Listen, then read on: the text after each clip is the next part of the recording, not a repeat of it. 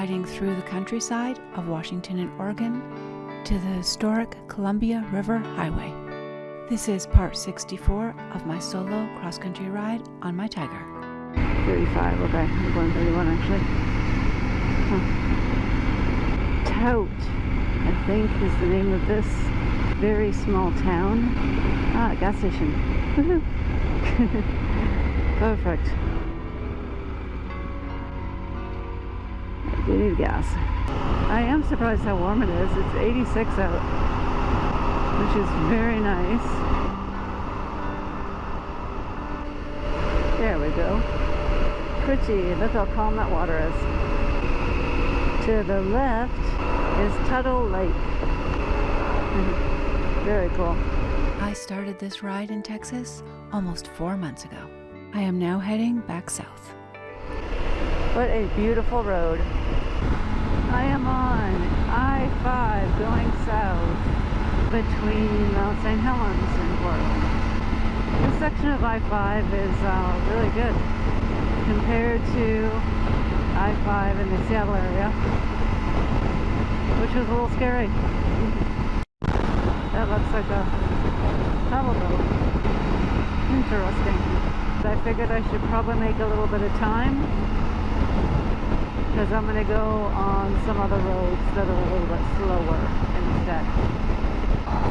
And I was already inland a little bit doing Mount St. Helens.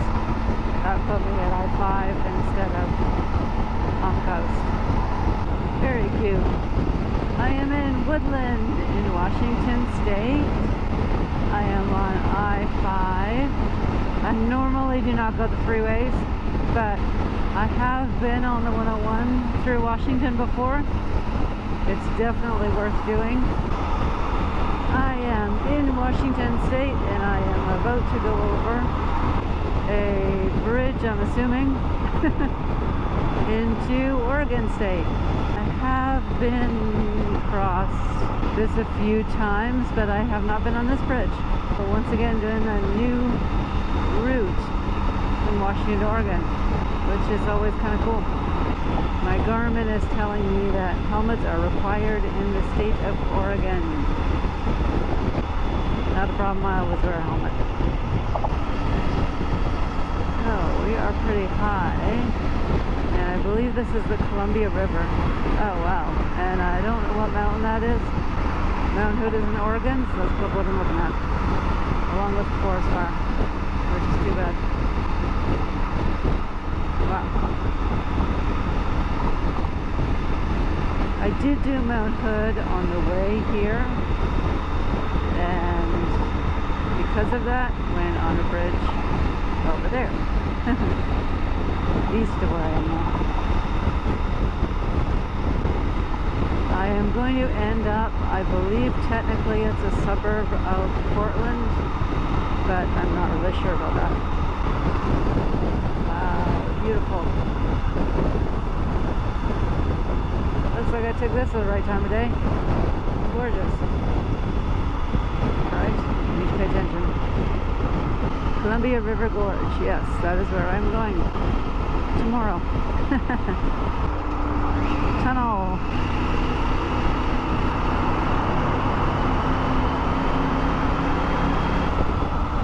Beautiful. There is Mount Hood in front of me. I am arriving at my Bunk biker's house. This awesome couple hosted me for the evening. I have a link to Bunk biker in the description. All right, thank you. Thank you. A lot harder if you pull in, then you got to back up that hill. Oh yeah, I don't think I could do that. Hello. Dave? Hi, Dave. Thanks for having me. And get off the bike. Back of that hill, but that's quite. Yeah, what? He's asking about the brake-free light. Did it flash? Yeah. I have it on the back of my helmet. The Bunk biker program is awesome. Always meet such lovely people. And bonus, Ellie is an amazing cook. Good.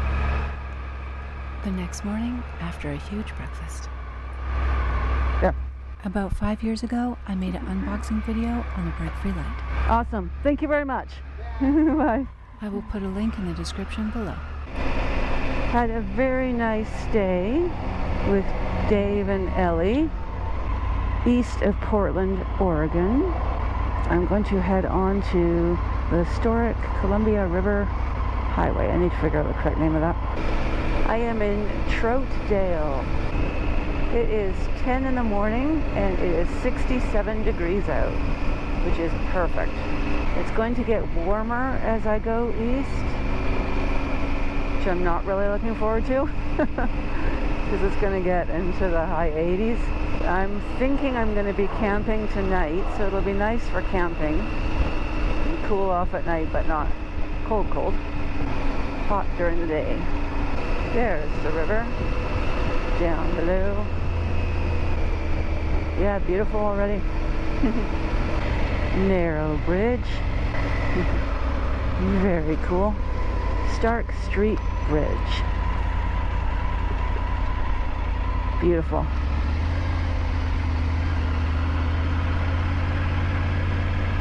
Historic Columbia River Highway, Highway 30 in Oregon. Oregon Scenic Byway.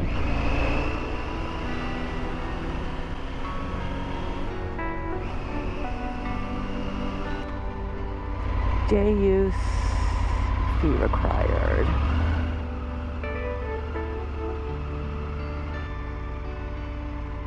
Oh, there actually is a guard here.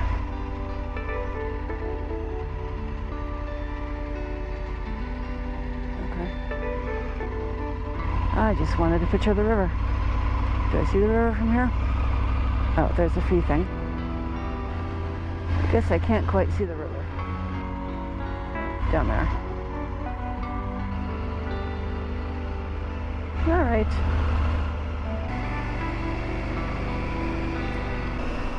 Beautiful.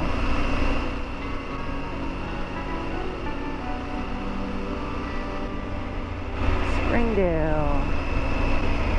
Okay, I need to fix my map. It's gonna keep telling me to go the wrong way. I was having a hard time picking enough points on Google Maps to keep me on the historic road. It kept trying to reroute me to the faster road, which is the highway. Bees and fruit.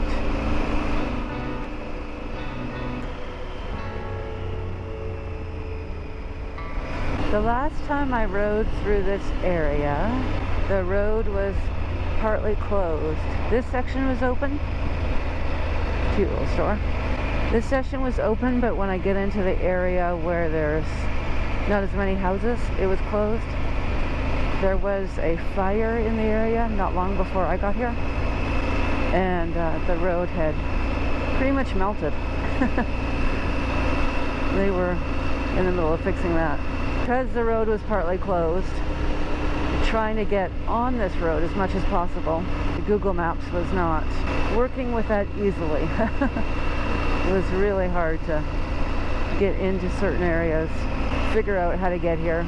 I did go to the lookout. There was a couple of sections of the road open, but kept taking me back to the freeway. Narrow, winding road. Aw, deer. And a dead deer. Is this where I'm looking for? Yes, it is.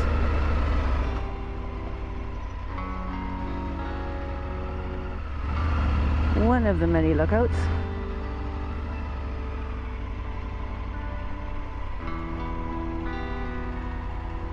Yeah, beautiful, right?